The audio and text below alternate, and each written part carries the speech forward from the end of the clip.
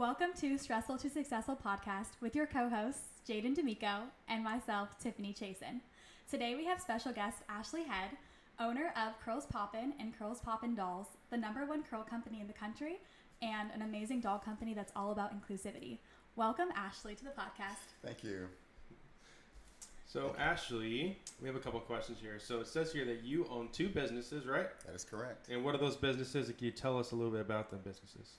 So, the 2 businesses that we own are Poppin and Poppin Dolls. Poppin is a curly hair company with all the tools you need to style your hair and liquid products you need to cleanse, moisturize, and style your hair.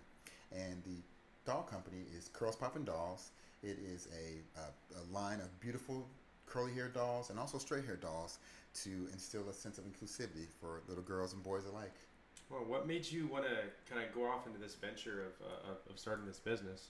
Well, you know, I've been a career professional, but I've always had a passion to create products, to create businesses. Mm-hmm. And so in 2018, my wife and I created a shower cap and a bonnet and pillowcase.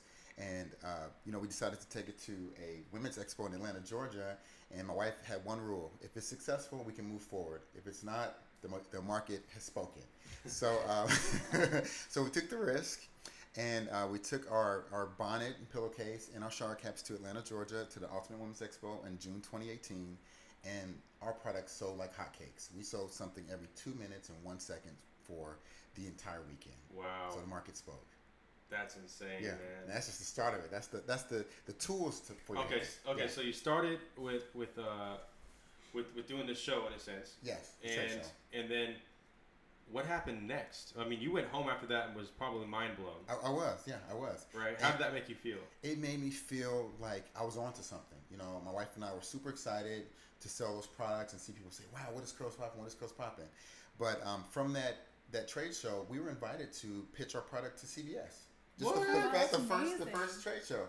Yeah, so a week after the trade show in early June 2018, I actually flew to Connecticut and pitched Curls Poppin tools, which, we didn't have liquid products yet. I pitched our products, and they said, you're onto something. It's wonderful. How do you plan to grow? I said, well, I plan to just work synergistically with other liquid products. You can buy our bonnet and pillowcase and shower cap. Yeah. At the end, at the end of the aisle, and then you go grab any liquid product. I don't think I want to do liquid products. They say, well, imagine this story. I'm super excited about Curls Poppin' like they were at the trade show. I have my credit card. I go to Target. I grab my shower cap and bonnet. I'm never coming back. So it's a no for us. I said, wow. They said, you need to create some liquid products to be competitive to have people come back to CVS. I said, okay, well, that's not something I wanted to do, but we'll see. So then, wow.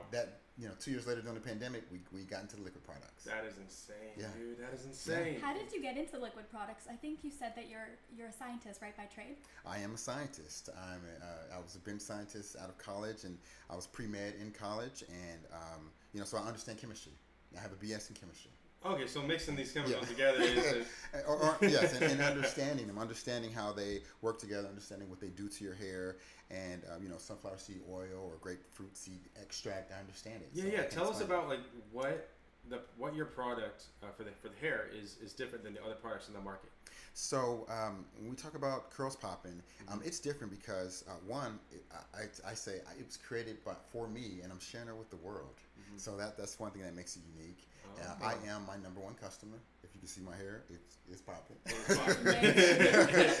So I'm not working with a scientist or a person to kind of tell me how it works and how it should be used. I am the person who's using it. So I'm firsthand knowledge, firsthand experience, and I'm just sharing it with the world. But what makes it unique is that we have a 3-step process of cleansing, moisturizing, and styling your hair, which is different than any others because they have 5 and 6 and 7 processes and steps to do. They really have so many other... They do. They have a pre-poo and a post-poo and a pre-conditioner, after conditioner, and this and that. And this is just... Simple. Created by yours truly.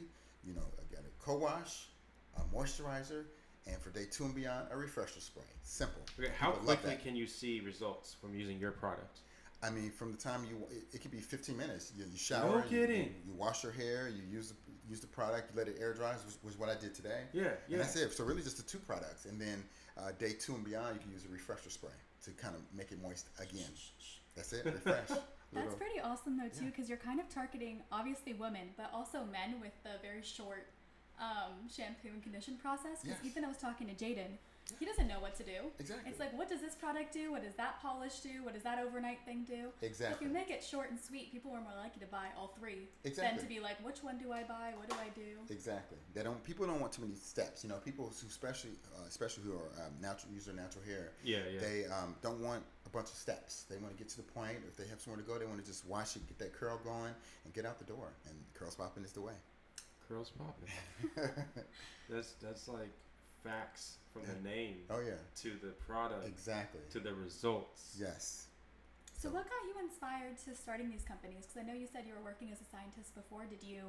During COVID, were you bored and you kind of came up with this? Or you saw that there was like a gap in the market? How did you start? Yes, as with any product, most people who create products, they identify a gap in the market and identify within themselves a solution. And so Curls Poppin is the solution to the multi-step process. It's simple, it's beautiful, it's easy to use, it smells great, it's a unique scent, and so that's what our product is. It's an answer to a problem. So you started up basically with shower caps. Yes. And then you went into, you know what, I'm a badass scientist and I want my hair to be popping, basically, and you mix some chemicals together, you figured out the best way for you, and you said, I got to share this with the world. So now you got your hair products. How many hair products do you have? So there are 4 main products. I see there's 4 right here. There's a spray, and tell me about each one if you won't mind. I'm curious. Yes, so we have our co-wash, which is what you use, and we had on our bottle it says day 1. You wash it with the co-wash, and then you rinse that out, and then you style your hair with the amplifying cream, which is a moisturizing cream that seals the follicle, and it will give a nice hold when it dries. Nice. One thing about our product also that people love is that, you see my shirt, it's black, there's no flakes, there's no crust, all throughout the day, there's nothing falling from your hair. It's a nice hold. That's so important. Yes, and people also love that there's no crunch in my curls. It's not crunchy, it's soft. So that's the second product, and this is day 1. And then, you sleep on our satin bonnet and pillowcase on day 1, and you wake up on day 2, you want to use our refresher spray, because you don't need to use all of the stuff, the amplifying cream all over again, because it's such a nice hold. Day 2, just start with some water, and then use our refresher spray, and you're good to go. So I want to ask you a quick question. When it comes to the satin bonnet, all right, now there's like controversy between using a satin pillowcase, satin bonnet when you sleep. What does a bonnet do? That's a good question.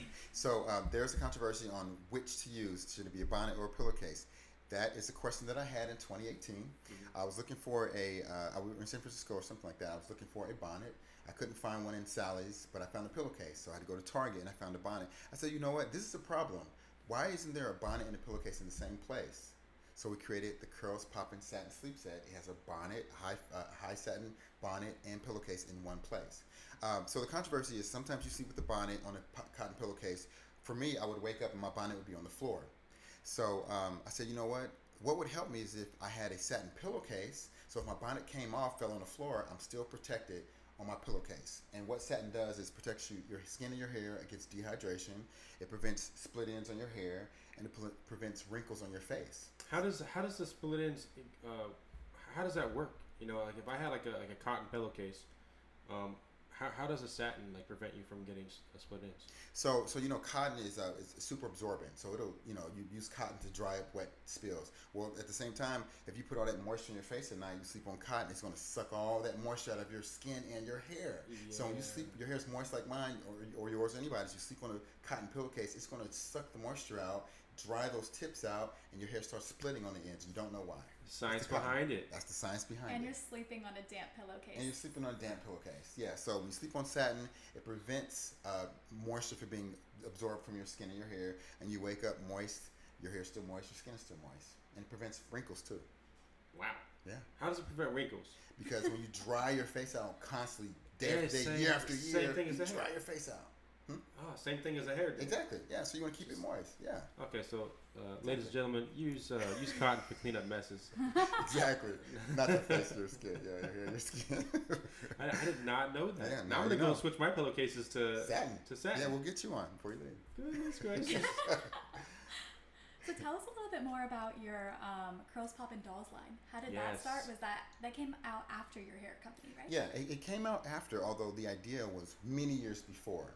Ironically, I lived in the Dominican Republic in 2009, 2010, and I would go to the store with a close friend and, to buy clothes or whatever I needed. And I noticed in the doll section in the Dominican Republic, all the dolls were white dolls with blonde hair and blue eyes or green eyes. I said, wow, it's ironic that this doll is in these stores because not one person in this country looks like this. Yeah. And then I said, well, let me look at the other dolls. The brown dolls, the other dolls were black, and they were really black. They were like black like my shirt with like dreadlocks, like pickaninnies from the 1800s. It was crazy. Huh. So I said, you know what? A solution to this would be make a doll of myself and bring it down here. Yeah. So this is 2010. So Yeah, 2012, I actually made a male doll in my likeness. Had a manufacturer make the doll, and they sent a picture of a doll that looks like me but had light blue eyes like you. I was like, what's going on? So the idea was always in the back of my mind that there needs to be an inclusive doll in the market that people can relate to with big curly hair, because it did not exist. So then finally during the pandemic, 2019, 2020, I was able to work with Lindsay, my wife, to create the doll, and we decided to bring it to the market. And again, as she said, if the market speaks, we'll continue on. And ironically, the Curls Poppin' dolls are the first and original HBCU doll. They're in the #1 HBCU, Spelman College, historically Black College University, and where I went, Morehouse College, the all-male school, both in Atlanta, Georgia. Our dolls are on their bookshelves. Wow. The original HBCU doll. That's amazing. Thank you. Dude, you've done so much. What's next? Well, we never know, right? Well, I will say that the liquid products are also in 10 HBCUs. Yeah. And the goal is, of course, to expand throughout big box stores and then eventually internationally. I mean, you're at Walmart right now. We are not in Walmart. No? We would like to be, and we're not in Target. So these are of course That's next. obvious next steps. That's yes. amazing. Obvious, yes. That is amazing. Yeah, Now, gotta get there though. Have to figure it out. What do these dolls? So we obviously know the differences. You got the Yes. big curly hair, unlike anything else we've ever seen. Yes. They stand up on their own with the high heels, which Yes. is my favorite part. Yeah. Exactly. How did you manage to get these dolls to stand up on their own like that? Like no other brand that No. I've known does that. Yeah, you're right. So our dolls are unique in that they're beautiful faces that are realistic, not with weird color eyes, but they have brown eyes. Yeah. They have big curly hair. They are 11.5 inches, and they have more joints than dolls their size. And they also have heels, the black heel in the middle. They can stand in their heels. So we work with our manufacturer to get them to stand in their heels to make them unique and to bring something different. So you take the stand away, they can actually stand on the table. Can by you themselves. can you take the stand away for our viewers on YouTube? Sure. Would you look at that? Ta-da. Wow. Yeah. Dang. Yeah. That's so cool. Thank you. That's so cool. Tiffany, when you were a kid, don't you wish that this was something that... No, these are super cool. I remember my sister, actually, I had a huge doll collection, and they all look the same, but my sister cut all the hair off. Yeah. So they were all bald Barbies. Yeah. So I cried for about a day. But no, these are really cool. Thank you. How are you able to get your dolls in the college space market? Because I feel like dolls are really targeted. Well, most are marketed towards like 10 and under. Yeah. How are you able to do that? Because that's very different. Very different. Well, my wife and I went to a wedding in 2021 with my niece in Atlanta, Georgia. So I stopped by the school bookstore, and there's two things that happened. We looked at the hair products, and ironically, when we talk about the beginning of my hair journey, I was a hair model for a very popular brand, and that brand is in the store at Morehouse College. So that brand, another brand that was hot at the time, and then there was an empty spot. And so I spoke to the bookstore manager. I said, is this spot for Curls Poppin'? He said, if you want it to be, what is that? I said, it's my hair product company. He said, let's talk. I gave him my number, and then we got our liquid products in the store. But then I told him that we also had a doll. He said, you know what? I said, I want to call it that first HBCU doll. He said, what if we put the Morehouse shirt on the doll? This would be a great gift for the students to give to their family members, to have in their room, to give to their girlfriends. I said, yes. And so we did that. And we also went across the street to Spelman College. They loved the idea as well. And that's where the dolls are being sold right now. That's amazing. Yeah. So it ended up being kind of like a mascot. It's like a mascot. That's so cool. So when you say what's next steps, the goal is to have these dolls in all not only HBCUs, there's 125 of them, but maybe all colleges can have our dolls with their branded shirt, their paraphernalia in the bookstore. Represent. Represent. Why not? Well, that is a trend right now too, especially Exactly. with like big brands such as like Victoria's Secret. Yes. They've been going out and making branded stuff Yes. just to try to get more people to wear their stuff and more people to buy their whatever for Exactly. game days. Mm-hmm. So that'd be really cool to have like, especially like even like a fashion, like a clothing collection of all Exactly. the stuff. You know, Burberry, if you're listening, We'll you know, take it. Yeah. I think these dolls would look great I think they with would. some of your products on there. Exactly. Exactly. So tell us a little bit about your childhood. Where did you grow up? How was it like? What obstacles did you face? Okay, let's get into the meat. Yeah. Where do you come from? Okay, You know? so again, my name's Ashley Head. I was born in Dayton, Ohio, to my father and my mother, and I had two older brothers. One is 12 years older, one is 2 years older. So Oh, that's a gap. yeah, it was a gap, but same mom and dad. They're married, and I had the oldest brother, and then 10 years later had the brother in the middle, and they were finished having children. They weren't done. They were not. They were done. Oh, they were They done. were done. So it's my understanding that in June of '81, my mother said, "Oh, I have the stomach pain. Take me to the hospital." My dad did that. I'm skipping work today. Take me to the hospital. They said, "Ma'am, you're gonna have a baby in 2 months. You're pregnant. You're pregnant." What? They said, "Oh my God, it could be a girl. Let's name her Ashley." So in August 2nd, I come, boy named Ashley. So bouncing baby boy named Ashley. That's a baby boy named Ashley. And this is where the story turns. Yeah. 2 weeks later, it was 2 a.m. My mom wakes up and said, honey, wake up. My head hurts, baby. You have to take me to the hospital. It's the worst headache I've ever had in my life.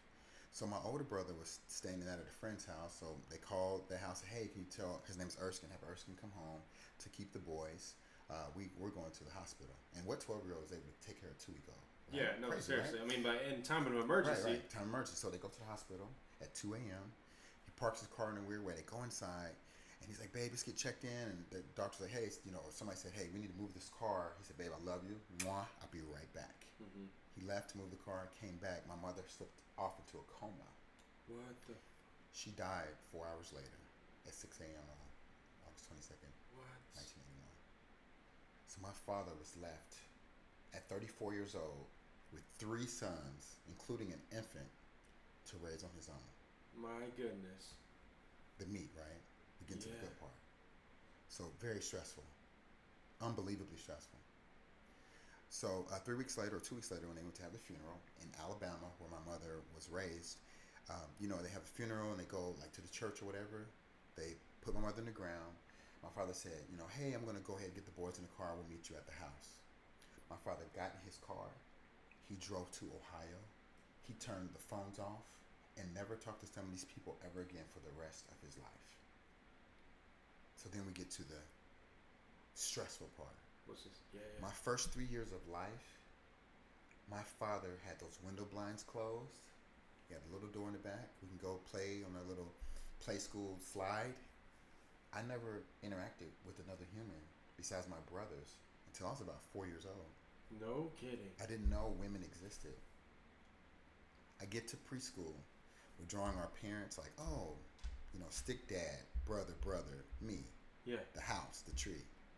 And this other gender person with long hair drew a stick dad, brother, herself with the triangle bottom half, and this other person with the triangle bottom half. I said, who's this weird thing with the triangle bottom half? She elbowed me. I still am friends with her to this day. She said, "That's not a weird person with a triangle bottom half. That's my mother, fool. Everybody has a mother." I said, "What is a mother? You had no idea. What is a mother?" Can you believe that? Here I am this young age. So the teacher writes a note. I remember this because it was like, "What is a mother?" Put a note in my chest, go home. My dad laughed. He said, "You don't have a mother, boy. The stork brought you to the house. You were crying, waking up all the neighbors. So I brought you inside, decided to keep you. Don't worry about that." Aww. And I never questioned it until I was 10 years old. Okay, so Kind of knew, but I was Yeah. like, whatever. My dad said I don't have one, so. that's great. From going from up to 4 years old, not even knowing what a female was, because you're growing up with just boys in the house. Yeah.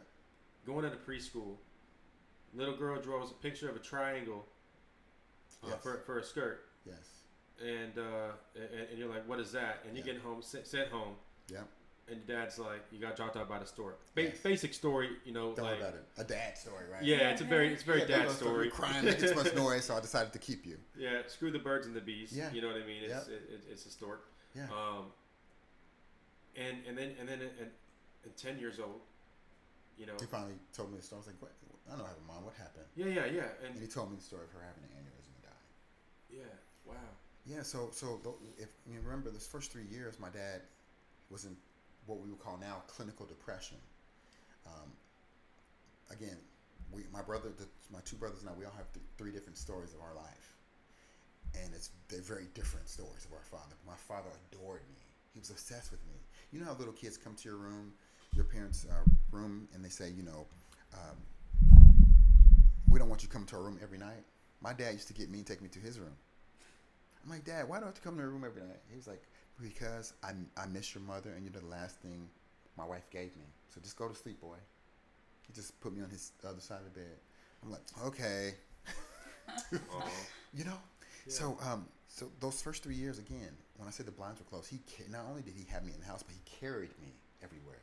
He held my hand, walked me to the bathroom, sat me next to him at the dinner table, breakfast. I'm like, this is love, okay? You're the baby boy. When I say love, I understand a father's love is like God's love. Jesus' love surrounded me, encapsulated me. I was like, smothered love. Like, Daddy loves me. Yeah.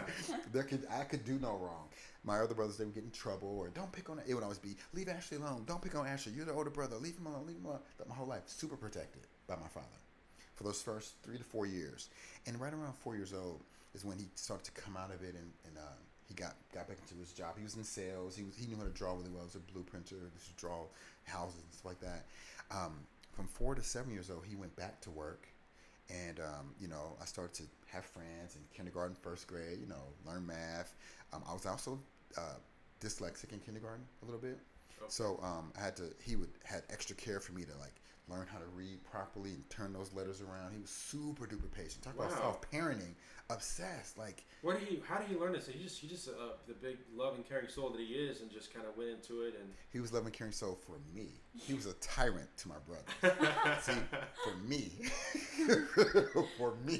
I have to emphasize for me. He was like, to them they got spankings, all that stuff. I didn't. He loved his Ashley. He said I reminded him of my mother. People who knew my mother, family members, when they see me, they say, you look like your mother. You have that soft spirit like your mother. I'm like, okay. That's nice. Beautiful, man. They said we can see her in you. I'm like, okay, thanks. I see her eyes in you. The way I, certain eye gestures or whatever. They say you remind us of your mother. I'm like, oh, that's nice. So it gets crazy. Yeah. I'm 7 years old. Yeah. I'm in second grade. I come home. It's a winter day in Ohio, and there's a person leaving with the snowblower. I'm like, why is the snowblower leaving? He sold it. My dad sold it. So at that point in his life, just after 3 years, say 37, he decided that he wanted to not work again and live off my mother's Social Security, monthly money, and he became drug addicted. No. My dada became drug addicted. What was if you don't mind me asking, what was the drug of choice? If he used crack, with a crack pipe, he became a crackhead. So he was doing so good. He was doing so good. What do you feel as though got him into the position?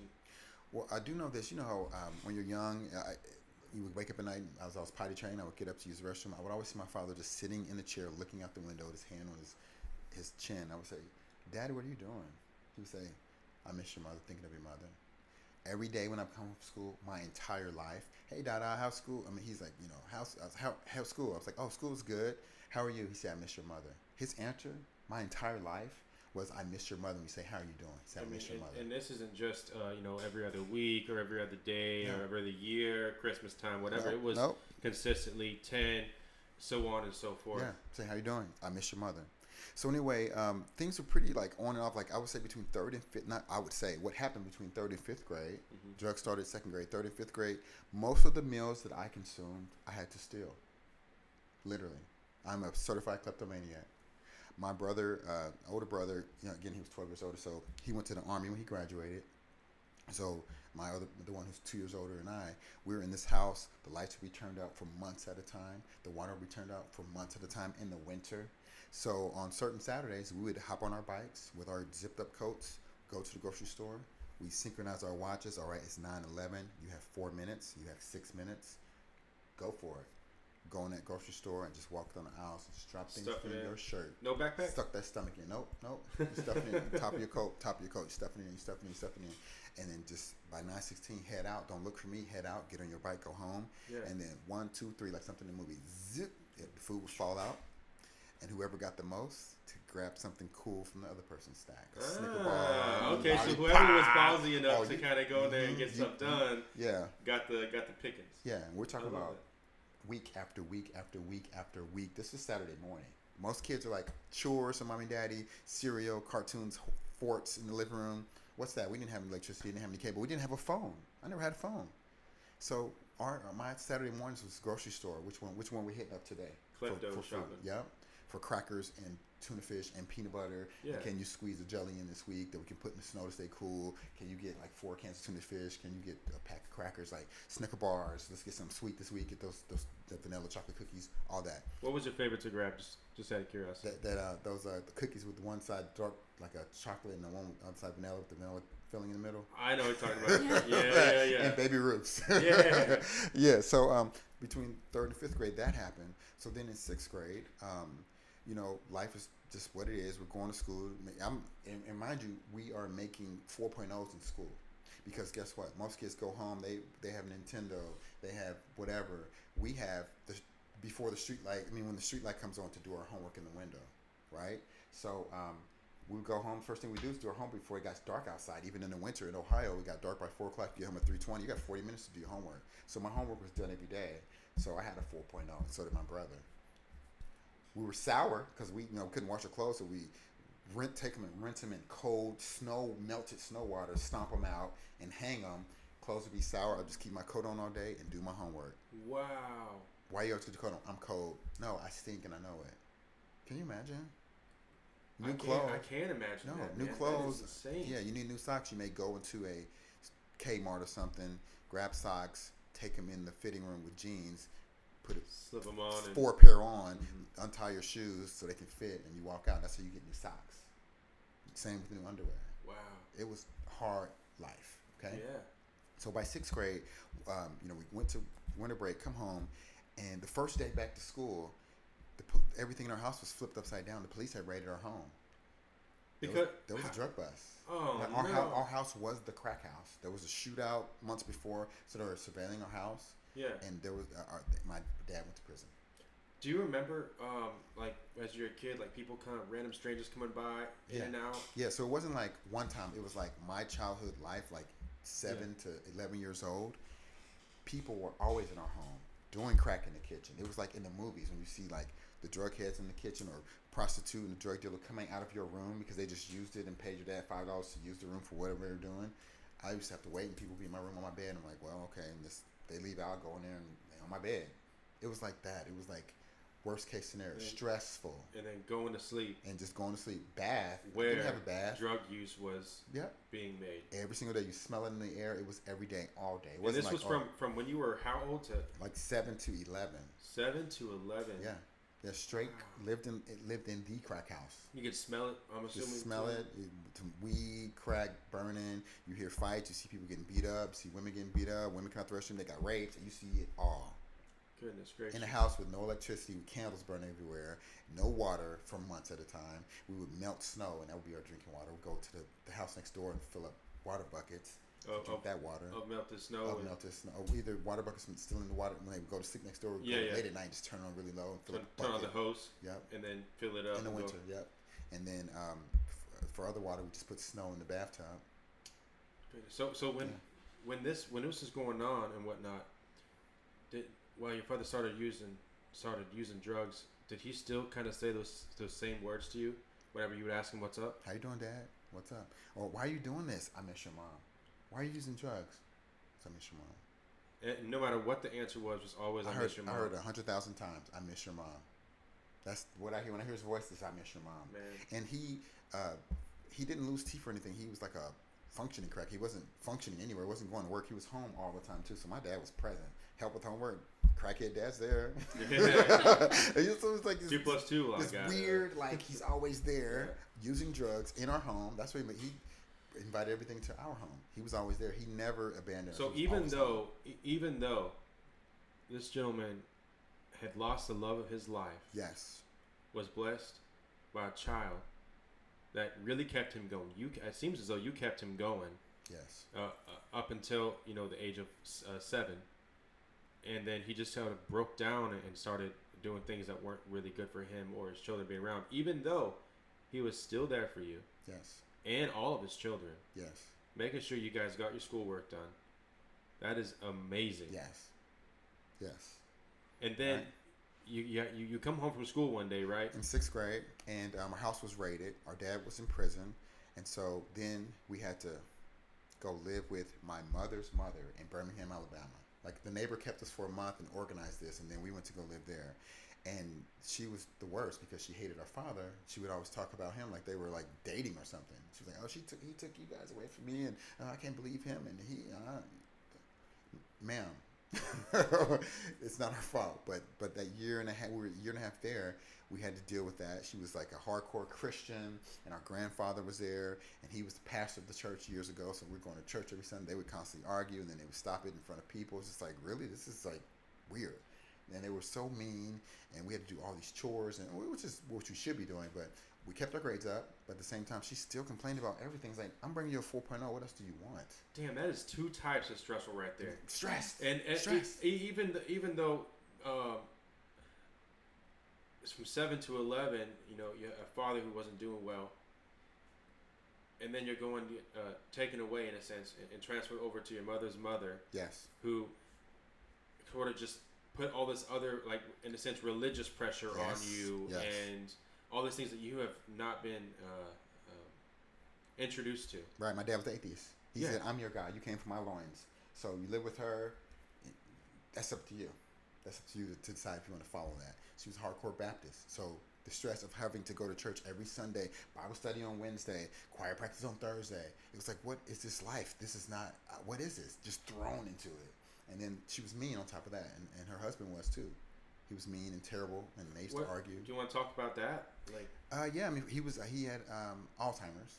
Okay. So he's dealing with that and leukemia. So he's like on medicine. He's lethargic. He's always complaining. At the time of you being like 12, 13. 12, 13 while we're living with them.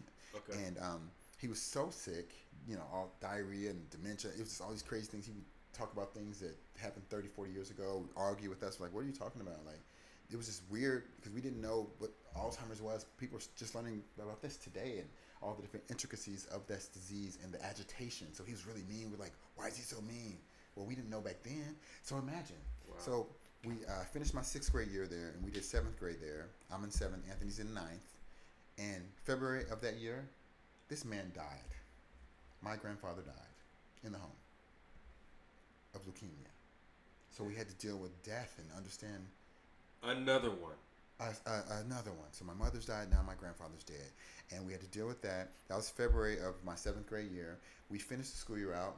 Here's another good story. Yeah. It's June of 7th grade. 4.0. It's the summertime. We got just both of us, Anthony and I, just brought home all A's last Friday. So it's the following Saturday. It's a week and one day out on break.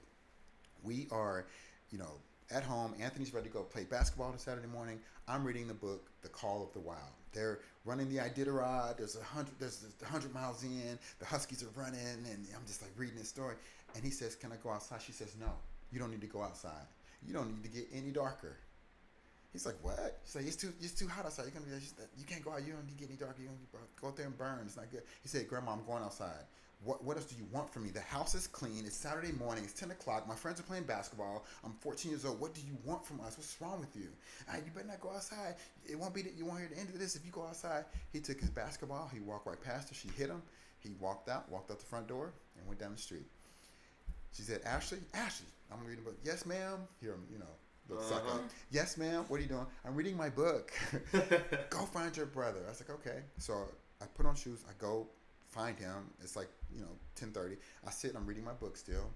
And I went home. She's like, "Don't come back inside. Go out there and sit with your brother down the street." I'm like, okay. So our uncle got off work. He came. He picked us up. He said, you're going to go home with me today. I was like, okay. We normally go to my mother's brother, Uncle Edgar. We normally go to his house and have popcorn, watch TV, whatever. He said, go downstairs in the basement. I was like, okay. So we went downstairs. Next morning, so it was actually a Thursday. So the next morning, Friday morning, he says, get up, 6 a.m. I was like, okay, where are we going? Friday morning. Yep, Friday morning. I've only been out of school for 1 week. Right. Come with me. We get in the car. The longest ride of my life. I was like, where are we going? We drive for an hour. We get to this gate. He buzzes in. I'm here with the boys. We go up this very steep hill in the mountains of Birmingham, Alabama. Walking or driving? Driving in a pickup truck. Okay. He worked for the water company. He was in his pickup truck. Anthony said, he's about to get rid of us. I was like, what are you talking about? He says, watch. We get to the top of the hill. There's an orphanage. We get out. I was like, what are we doing here? He said, listen, stupid. He's about to get rid of us. We go inside. We come and say, oh, these are boys? Hi, Anthony, Ashley. Anthony's like, don't speak to them. I was like, okay. So you guys can just stand over here. They walked us over to this big gated door, puts it in there, and they locked the door. It was a gate, like jail. And I had my book in my hand. I was like, what are we doing? Anthony said, I told you. Uncle Edgar goes outside, brings grandma in. It's 7 in the morning. 7:30 in the morning. She's already there. She was like parked off to the side. Wow. They go to the front counter. I remember like it was yesterday. I said, Grandma, what are we doing here? Anthony said, shut up. She's about to get rid of us. Grandma. Edgar put his arm around her. They go to the counter and turn their back. They sign some stuff. They walk down this long hallway. Grandma, what are you doing? Uncle Edgar, why are we here? The lady comes over. Hi, my name is, Monica. Your grandmother just signed you off. You're now wards of the state of Alabama. You're going to be a part of the orphanage. The process normally is you stay here for 2 days and we get you probably placed by Monday. You probably won't live together, but you will be fine. You'll be placed in a nice home that wants to take a teenager. Very straightforward for minors. I went into what you call it, a clinical depression. Yeah. Could not open my mouth. I was silent. I went and sat, and I had my book on page 111 of that book, and I put my thumb there, and I just sat there and stared straight ahead, eyes watering. Anthony's like, I told you. He started to meet people. They're playing basketball all day Friday. I just saw, like in the movie, the clock just went from like 7 all the way around. I didn't eat breakfast, didn't eat lunch. It's dinner time. I finally get up around 6:30 at night. I had dinner. Anthony's like, I told you. He has new friends. He got a girlfriend now. I mean, he's settled in. We go to sleep, and this story's about to get good. It's Saturday. I didn't shower or anything. I sat in the same chair the whole next day. Like, what's wrong with your brother? Is he retarded? Does he talk? Yeah, he talked. Ashley, talk. I'm like. So he's like hitting you in the face, like, talk. I can't. I'm like, why am I here? I just gave this woman a 4.0. What the hell is wrong with her? Why am I in an orphanage right now? I didn't do anything. I'm like, snitching makes snitchers, and I tell you everything. You know what I'm saying? Like, ow. Like, I thought we were cool. No. All day Saturday, I sat there. I ate dinner on Saturday. And we're in these cold rooms with some stranger little boys, 3 beds in our room. I'm in the middle. Saturday night, I didn't bathe either. I went, slept in that same bed on Saturday night. Sunday morning, something happened. The counselor came and said, excuse me, Ashley, can you wake up? I was like, yes. 6:15 in the morning on Sunday. I only been there almost 48 hours. He said, there's somebody here that wants to see you. Hey, Anthony, what? Leave my brother alone. What you talking to him for? Both of you guys get up, put your shoes on, grab your stuff.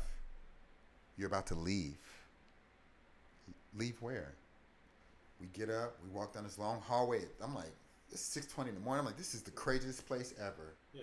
We get to that gate, and standing at the gate is my father. When we were put in the orphanage on Friday morning, he was released from prison. He went and bought a car because he won the lottery. He had money somehow, some way. He went and bought a car. He drove down on Saturday while we were in an orphanage. He knocked on Grandma's door and said, I want to surprise my sons. She said, they're in an orphanage. He said, can I spend the night? She let him spend the night. The next morning, she did give him spoiled milk for his cereal on Sunday morning. But he ate that cereal, drove to the orphanage, and he bailed us out. To the rescue. My dada. Yeah. My dada bailed me out. So I was like, yay. Anthony was like, Ashley's a little, whatever. He was in here. He's so stupid. I told you he was giving us away food. But Daddy gave us the biggest hug ever. You ever had a big hug? The biggest embrace ever from my dada. Wow. Right? Yeah, man. This is Sunday. He said, this is what I want you to do. We're going to get in this car, go to grandma's house, get everything that can fit in this Cadillac, whatever, Seville, the curved back. He said, get whatever you can get in this car. Everything else stays. Period. You need a room to sit and get everything else, like clothes, shoes, whatever. Whatever doesn't fit stays forever. You're never coming back. I told you why I hated her. So he went to, he got locked up. Yeah. For drug use. Yes. How long was he away? It was a year and a half. So middle of 6th grade, then all of 7th grade. He got out June at the end of 7th grade. And now he's sober. So he's been in prison. So yeah. Right. So he gets out. He finds out. He's like, I'm gonna go surprise my kids. I'm surprise my kids. I miss my kids. I miss my babies. Right. Yeah. He goes, knocks on the door. Oh hey, yeah, your kids aren't here. I gave them up to the state. I got rid of them yesterday. Yesterday, I gave them up to the state. He's like, well, well, can I spend the night? Mother-in-law? Yeah. And then I'll just leave in the morning and go get them. Like, she said, yeah, spent the night. And so, what? That's crazy timing. Right. What the heck? What? So I'm like, oh my God, God is real. Like, I wasn't praying or anything. I was just like stuck. Like, so we go. I was like, I mean, you ever seen a person who talks so much not talk? I did it. So yeah, what happens next? So like now you're in the car. You got your stuff out of the house. Yep. And where are you going? We get our stuff out of the house. We drive to Ohio. He grabbed our stuff, and we didn't tell her bye, and we just kept walking by her, grabbing stuff. Didn't say anything. Bye. Drove to Ohio. Stayed in a hotel. I actually called her, and we got to say, hey, grandma, we made it. She's like, okay, love you. I'm like, love you too. I don't know why I did that. Mm-hmm. That was... just a sweetheart. Just a sweetheart. Just still, like, forgiving. So we did that. Finished 7th grade. So we stayed in a hotel for like 3 days. He got an apartment. We moved to this apartment with nothing, and we are with our dada. Yeah. So it's now we moved to the 8th grade. 8th grade was perfectly fine. All is well. Helping with homework. 4.0 again. I'm writing a newspaper in school. I'm doing my thing. I'm the new 8th grader from Alabama. Whatever. Were you back at the same school as you were before? No, we were back in Dayton, Ohio, in the same district. Same friends. In middle school now. So yeah, same area. Back to where we grew up. Okay. So I'm in a new middle school. I'm the cool kid from Alabama. Weird. Right. So that was fun. Grades are great. All is well. Daddy supporting me with everything. He's being normal. He's being cool. He's making breakfast. We're washing clothes. We're doing all that. It was 8th grade graduation. My dad always sits in the front. We know that. Legs wide open. We don't know why, but that was what he did. He did not come to my 8th grade graduation. What? I ride the bus home. I walk into my apartment. He's in a drug stupor. That day, he started crack again. Damn. My 8th grade freaking graduation. He didn't make it because he was high on crack. It's June of 8th grade. Just as when it was getting good. Just when it was getting, it gets better. This is 8th grade.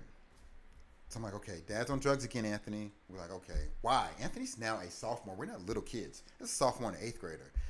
About to be 9th grader.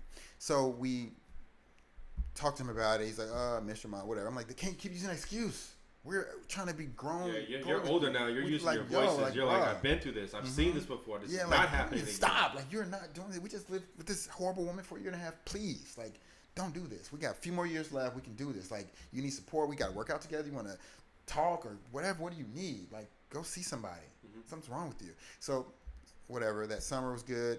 We get into 9th grade. 9th grade is pretty normal. He's doing drugs though, and but he's keeping up with bills and food and clothes, and so we're like, okay, whatever. But Dad, dang, you don't bring it to our house. He's bringing prostitutes in the house again. Yeah, that Christmas of 9th grade, he didn't have gifts. It was just weird. 9th grade, end of 9th grade. Here we go. Plot twist. Anthony's wanting to go to junior prom. I'm a 9th grader about to go to regionals for state track. That morning, I'm packing my bag. We got regional track practice that night. Anthony's arguing with Dad. Dad, you're supposed to have $300. It's only $150, whatever it was, $170. Where's the rest of my money? They're arguing. I'm like, love you guys. Bye. Going to school. I rode the bus to a different school. That day, I'm doing the afternoon announcements. Good afternoon, Dumbo Wolverine. This is the afternoon announcements. The police walk into my school, into the office where I'm doing the afternoon announcements. I end the announcement and say, hey, how you doing? Can I help you? I do announcements. I can announce it on the loudspeaker. Yeah, we're looking for Ashley Head. Excuse me? I am Ashley Head. Well, something happened at your house today. You want to come with us? I said, I have track practice. They said, you won't be running track practice today. I said, okay. So I went, got in the car, police car. They take me to my home. There's bullets everywhere. The toilet's blown up. The back patio's shot up. What? The couches shot up. The TV shot up. The living room shot up. What happened? Your brother hit your dad in the face today. Your dad pulled a gun out and shot the apartment up trying to shoot your brother. Your brother jumped off the second story patio, went to school, told his principal, your dad's in prison. Your brother's in a foster home. The cycle repeats. What am I supposed to do? Damn, dude. I'm about to run a state track meet next week. And now you got all I have a 4.0 in school. What am I supposed to do? You're supposed to pack your bag and we're going to take you to this foster home. I said, okay, can you step outside? I locked the door, packed the bag, jumped off the secondary patio, went to my friend's house that night, went back to school, lived my whole day as if nothing happened. The next day they put me in cuffs and they took me to a foster home. Where my brother was. Oh, how'd that go down? I said, I hate you. Dad should have killed you. I really hate you. I see why he loves me more than you. I hate you. You messed up my life. We're in a foster home now because of you. This 400-pound woman comes out. I'm your mother. I'm Alva. You're going to respect my house. No arguing in my house. I took on 2 teenagers. Don't make me regret. I'm like, ma'am, thank you, but I really don't care. This big man, you going to care. This big, strong man comes around the corner. You're not going to talk to my wife like that. You're in my house. I'm like, I can leave your house. I don't have to be here. I don't want to be here. This is his fault. Yeah. I hate all of you. Yeah, you're just upset. 100% upset. You feel me? Yes. I'm going back to that moment like, I hate all of y'all. I'm in my track. I'm supposed to be running track right now to be in a newspaper for being a track star. And because of his foolishness, I'm with y'all and you telling me not to disrespect you. I don't know you. I don't care. Put me out. Send me somewhere else.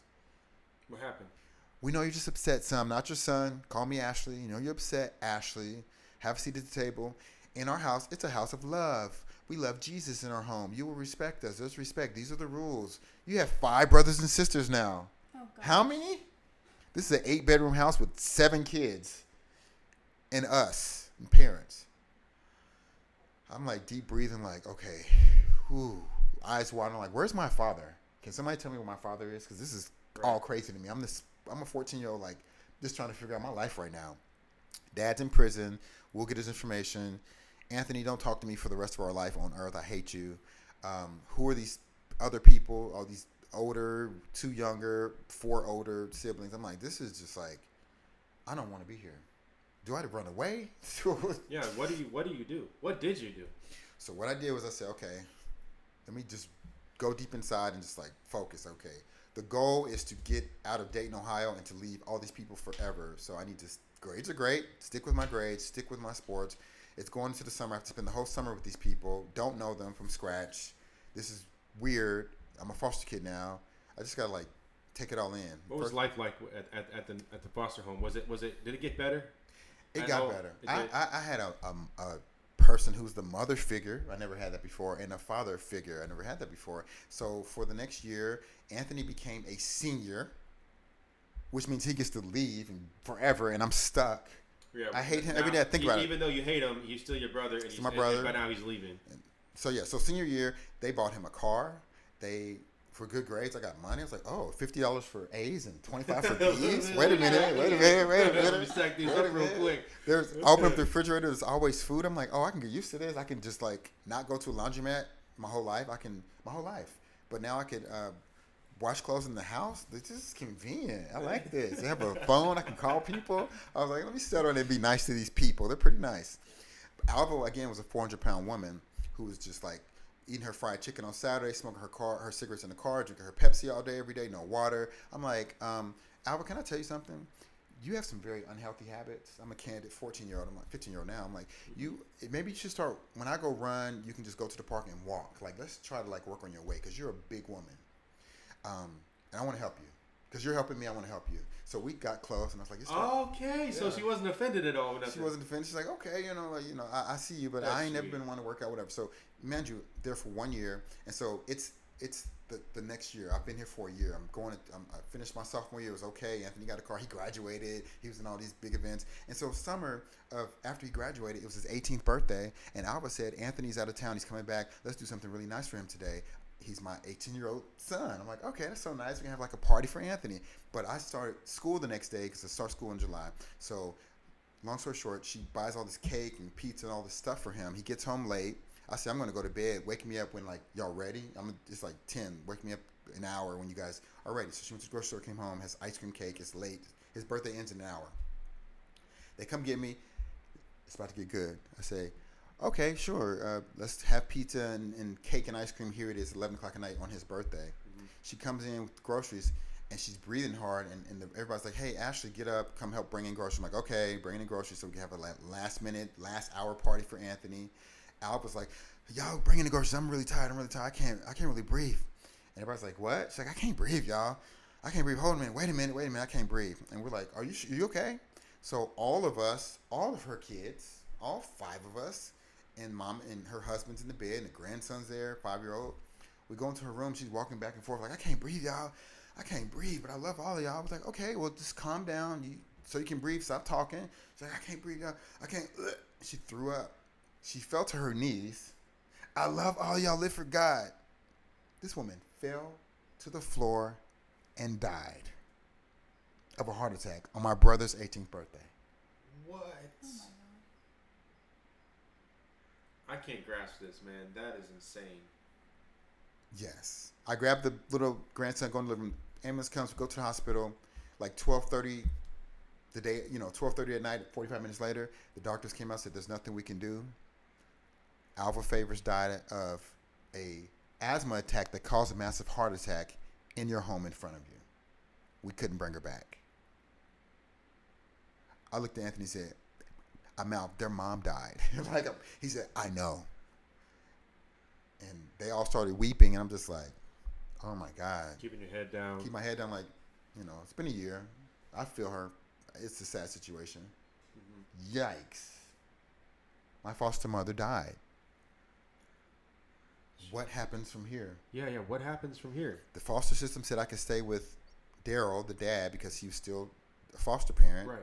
Anthony gets to go to college in 2 weeks. Lucky Anthony. So now I'm a foster kid. My dad's in prison. We talk once a week, once every 2 weeks. Hey, Dad, love you. Their mom just died.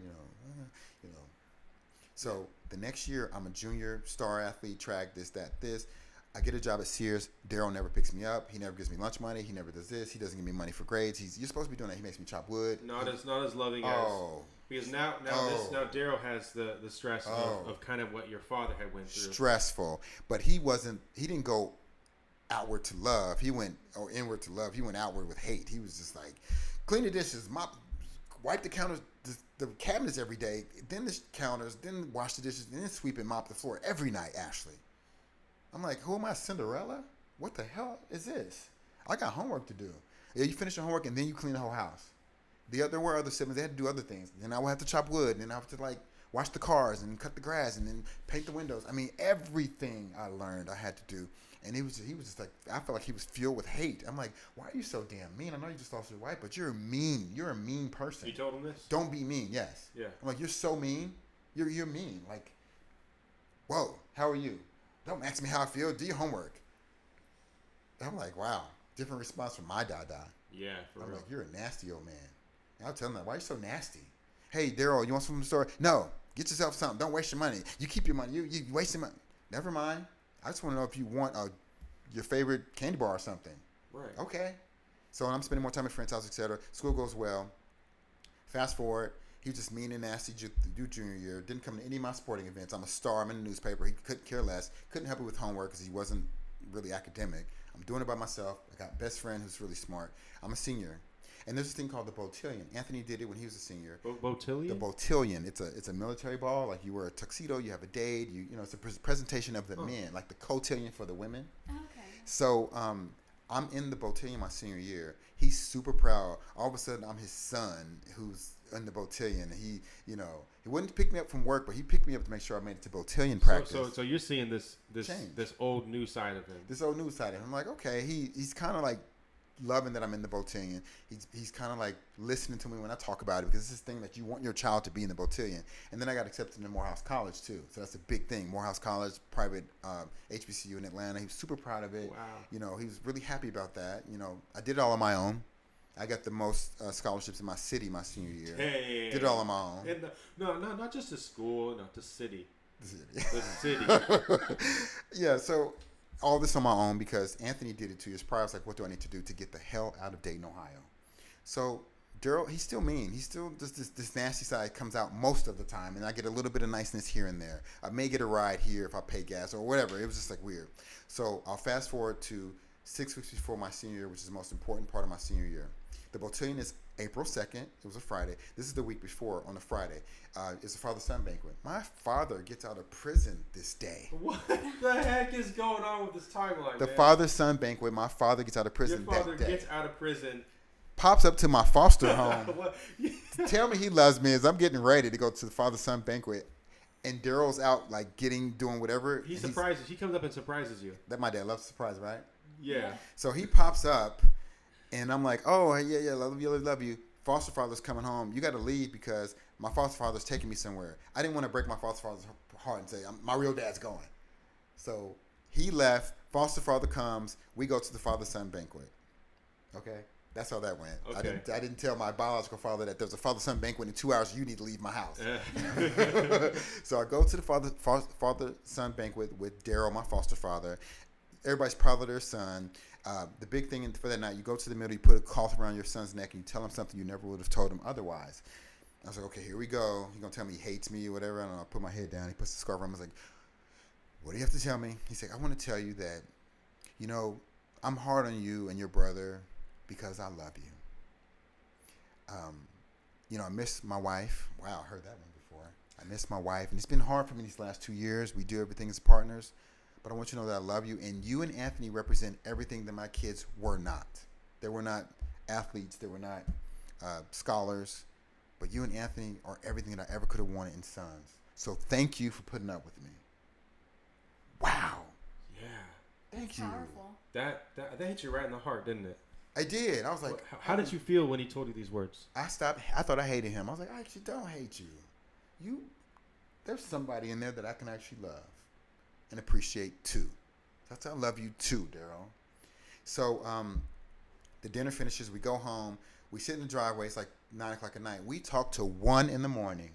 He tells me his whole life story, his career, how he met his wife. They're married 26 years. They pledged. They used to ride home together. They fell in love. They got married. How they, before that, were neighbors, and she lived behind him, and she would tell on him that he had girlfriends sticking in and out. It was this long story. He told me everything. He told me the whole life story. I was like, I love this man. This is my dad. Yeah, so now you guys have this relationship. After all these years, you guys really know each other now. This is my dad. But wait for it. You ready for it? Here comes the semi-truck to the story. So the next day, he lets me drive his car, and I take my girlfriend to this event where everybody meets the dates that are going to be their escorts for next week. Like, personally, we playing pool, having fun. It's 11 o'clock at night. I called to check in. I said, hey, Daryl, just letting you know we're here and about to leave in a few minutes. He said, you need to bring your ass home. I said, excuse me? You guys were just cool. So that's what I said. We're just cool. What's going on? He said, bring your ass home. I said, why? He said, one, you're out too late. You're never out past 11. I was like, I know, but tonight. He said, but let me finish. You have to get your nephew, his grandson, ready for church tomorrow. We have church in the morning. I said, okay. I'll be home in a minute. He said, come home now. I said, yes, sir. Oh, okay. Hang up. I drop a girlfriend off. I go home. Yeah. Everybody else, the other siblings, 2 older, 2 younger, they're all gone. It's just me. I'm like, why do I have to be the one to end my fun night to come home? Ashley, come here. You don't have attitude, do you? No. It's like, I got some for attitude. You go chop some wood. I'm like, no, sir. He's like, you chop wood tonight. Turn that light on. You go chop wood. I'm like, no, sir. No, sir. I'm good. I'm going to bed. I'll get Mario ready for church in the morning. So I call my friend. We talk. I go to bed. Wake up the next morning. Here's the timeline. 9:05. We need to leave by like 9:15.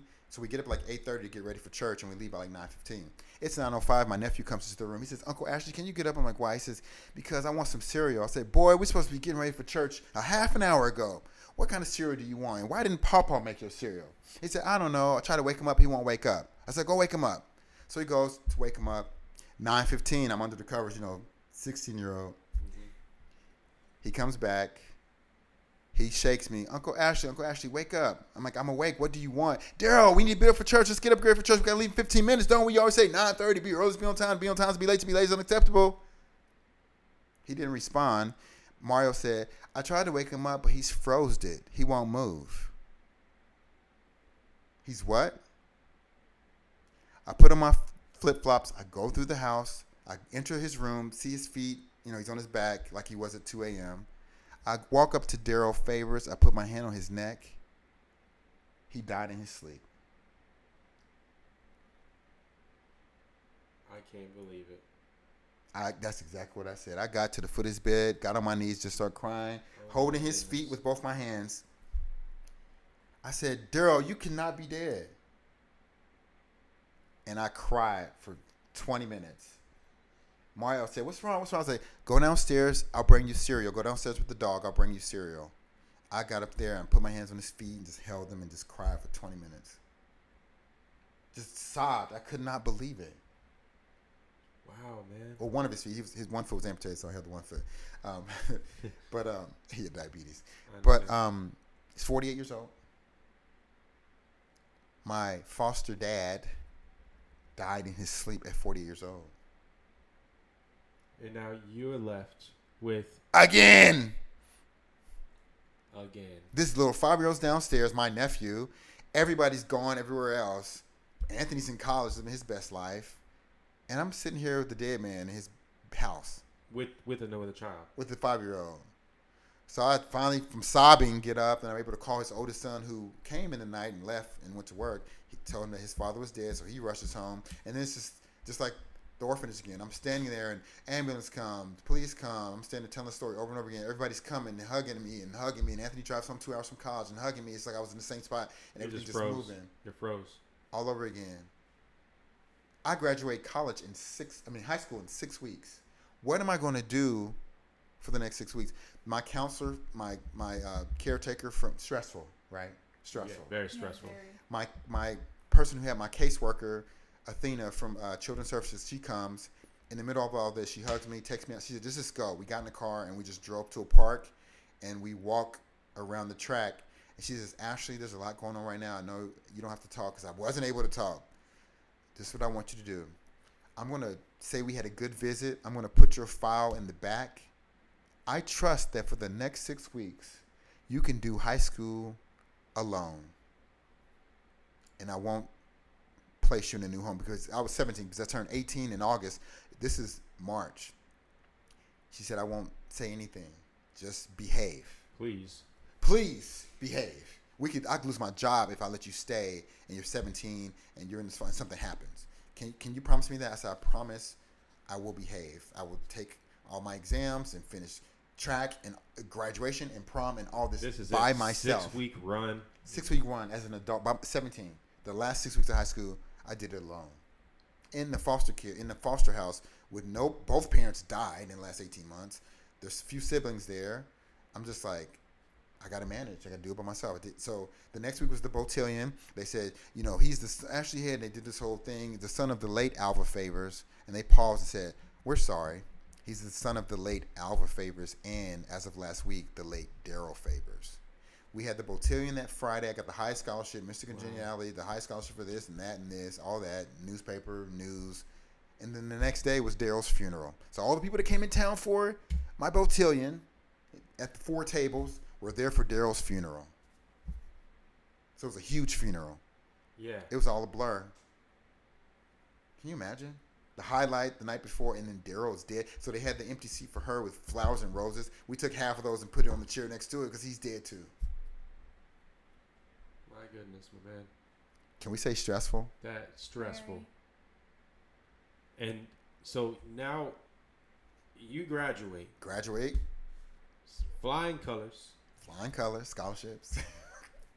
And you go off into college. Going to college that summer. How did you end up in San Diego? Like, how did that end up? Right. Yeah. That's the background. Spent a lot of time on the background, right? First off, I want to appreciate you for opening up to us. Yeah, that's awesome. Yeah. Like any of you who are listening to this or watching this video, this story, I don't know how many people can relate, but I'm sure there's some parts in it that people can relate to. Yeah.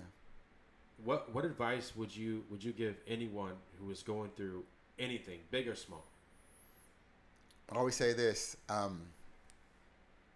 never give up until you have released your unused capacities for service and shared your gifts with others. That's a quote from a summer camp I went to, but it's true. It's a gift to be resilient, to push through this, to understand it for what it was. Life didn't happen to me. Things happened in life. And I had to make a decision. Is it going to define me? Or just say, you know what? That was terrible, but how can I move on and still get what I want, still be who I want to be.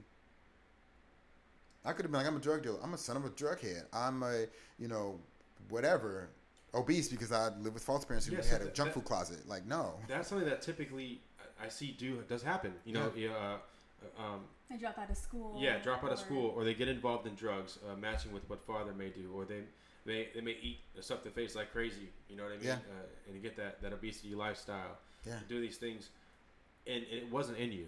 It wasn't not at all. Not in me at all. Yeah. Well, thanks to no electricity. Right. I still cut the lights off when I walk out of a room. Yeah. Save that bill, right? Yeah. Yeah. So, yeah. Dang. That was. Oh my gosh. I'm out of words right now. No. Tiffany, help me out here. So let's get back to a couple of steps ago because I'm losing my train of thought. Right. So you went to school, Went and to then school. how did you end up here? Right. Okay. So I can tell a quick story. Went to Morehouse College. I chose chemistry pre-med. Okay. I always wanted to be an OBGYN to deliver babies. Yeah. Okay. So did that. Went to college. Did well. MCAT my senior year. Then I did some internships right out of college. Did not go to medical school. Didn't have family to support me to pay for the applications and the flights. So okay, cool. In my internship, out of my undergrad, was with a chief OBGYN, and I helped her with clinical research for a year. And at the end of that year, she said, "You know what, Ashley, you have the intelligence and the bedside manner, but what you did this year was clinical research. You have a wonderful career in clinical research if this is what you decide to do." So I said, "You know what, I can do this." So I've been in clinical research as a scientist for the last 20 years. Oh, wow. And clinical research I'm a clinical scientist, so I manage clinical trials on humans. Oh, wow. So, yeah, FDA drug approval. I manage studies where patients take unapproved drugs. We manage side effects. We document side effects. And we try to get the drug approved. And when it is approved, the drug goes to market. And so I can tell you all about studies and typically the side effects of what one has endured when they're on clinical trials. Well, we got to have you on here again. We need to hear about that. I do want to dive a little bit. We have a little bit of time left on here. Yeah. I want to actually know something that, you're an inspiration, I got to say. Thank you. Your work life. Yes. Your work life and your wife life. Yes. Work and life. Yes. What stresses do you kind of encounter on a day-to-day basis with your wife? Because you guys are partners in this business. Yes. Curls Poppin and Curls Poppin Dolls. Yes. Don't you forget it. Yes. So what is the dynamic like? Oh, yeah. So I'll say, I didn't even answer the question in the last one. The answer to the question, how did I get to San Diego? Love brought me to San Diego. Here we go. I was in New York City working as a scientist, single, and I met Lindsay Head, who was there working. Well, she was Lindsay Bach at the time. She was working, and I met her there, 235 Fifth Avenue, in 2015, and we dated for 6 months, and I decided to move to San Diego. Love brought me here. A year and a half later, we were married in Paris, France, and that made my eyebrows go up a little bit. Tiffany, yeah. So most beautiful place in the world, and you're getting married there. We eloped in Paris, France, Lindsay and I. Wow. Yeah. So as we do edits or whatever, the answer to the question, we have a life together, we have businesses together, and of course there's a lot of stresses with businesses and a life together. And our life entails having 4 boys who are currently 1, 3, 5, and 7. There are many stresses in life that couples endure.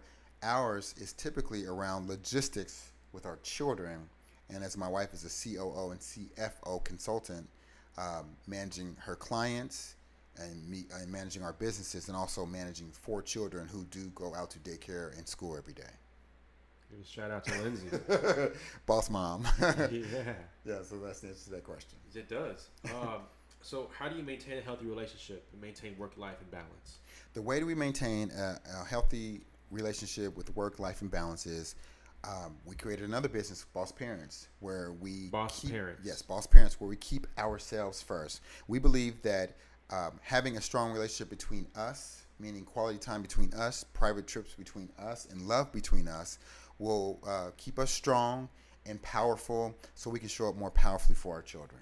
Okay, so like small vacations to yourself where Yep. phones are put away. Phones put like, away. Yes, you work together. You know, like Tiffany and I, we're in a relationship, so, Yeah. so we work together. At the same time, you know, we should go out more and kind course. of enjoy cute little dinners and dates. And Exactly. I can see you cracking a smile over there. Exactly. Yeah. So we, for example, every year for Valentine's Day, Yeah. we go to a different city. So we did Vegas for a few years. We catch a Cirque du Soleil show. Last year we did Miami. This year, Lindsay and I went to Fat Tuesday, New Orleans, Mardi Gras together. Nice. Just the two of us. Just the two of us. Every year, just our And time. keep in mind, Mardi Gras just sort of passed. Yes. Right now. Last week, 2 weeks ago. Yeah. I lived in Alabama in Mobile for, Yeah. for probably about 2 years or so. Yeah. And I was told that Mardi Gras started in Alabama, Really? and in New Orleans kind of took it over and up a notch. Interesting. What do you, Well, I will say what happens, like Vegas, I think is what happens in New Orleans stays in New Orleans. It is the ultimate quintessential day of debauchery on Fat Tuesday, which was this year, February 13th. They do any and everything for beads, and Lindsay and I got to witness that. So one of those epic vacations where you say what happens in that city stays in that city. Okay. So we get it. We get away. We enjoy ourselves. We typically will reach out to our children once a day. Yeah. To say hello. Well, other than that, we're enjoying each other's company, long walks, coffee, nice dinners. Even on Valentine's Day this year, we went to the Bob Marley movie. So we just spend time by ourselves and stay connected. I love that. Yeah. I want to actually touch a little bit back on school. Yeah. So just a little tad here. Did you take anything that you learned in school into your business? So did I take anything that I learned in school into my business? Absolutely. So I do have a bachelor's degree in chemistry. So that is the scientific knowledge to understand the chemicals that we use in our products. Yes. For Curls Poppin. Yes, and then I have my MBA also. So I have my master's degree in business. So I understand and have a business savvy to negotiate contracts. To everything's a negotiation. So I can jump in there and I know what I'm asking and what's being negotiated. This product is truly built by not only a businessman but the scientist behind it all into one. So Yes. You're getting the best Quality freaking product. Oh yeah, That's amazing. and I use it every single day since it's been created. I use one of these products every day. Yeah, that's something that stood out when I met you the first time was Yeah. your hair. I think I asked you, I was like, Dang. and you said, well, just so you know. I know you were also saying before we started recording that it can be used for any hair type. Yeah, any hair That's type. amazing. Yeah. So our hair types help to. We gave it the name Curls Poppin, but it could be have great hair. Because my wife, she uses the co-wash. It seals the follicle. It prevents split ends. And sometimes when she has her hair in a ponytail, she uses the detangler to detangle little knots and little rat nests in her ponytail. So, and of course, the refresher spray and the detangler are good for preventing environmental damage. Like you go on vacation, your hair's in a bun, or a lot of time in the sun, you can use our refresher spray and our detangler to prevent your hair from burning in the sun. Tiffany, I think this is a product you're going to have to review on your TikTok. For Exactly, sure. yes. Especially when you're at the beach all the time, Yes, swimming yeah. in the water. Yeah, you're going to love the detangler. Wow. So we get you that's some amazing. to try. Yeah, I'm going to have to use that myself. Of Well, I'm course. just going to piggyback off of hers. Yeah. So Okay. where can we get these products? On your website? Tell us about it. Yes, you can find the curly hair products on www.curlspoppin.com, and the dolls, a separate company, Curls Poppin Dolls, you can find at www.curlspoppindolls.com. Thank you so much. Thank you so much. And of course, ladies and gentlemen, you can find us at stressful2successful.com. All the podcast information's on there.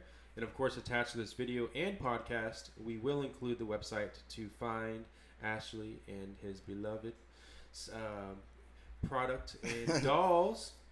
Do you have any socials you'd like to tell of our viewers? Oh, of course. You can find us at Instagram and TikTok at Curls Poppin, and Instagram and TikTok, Curls Poppin Dolls. Oh, perfect. You're easy. Easy. Of That's course, awesome. of We'll course. put this all in the description for Oh, you yeah. all as So well. excited.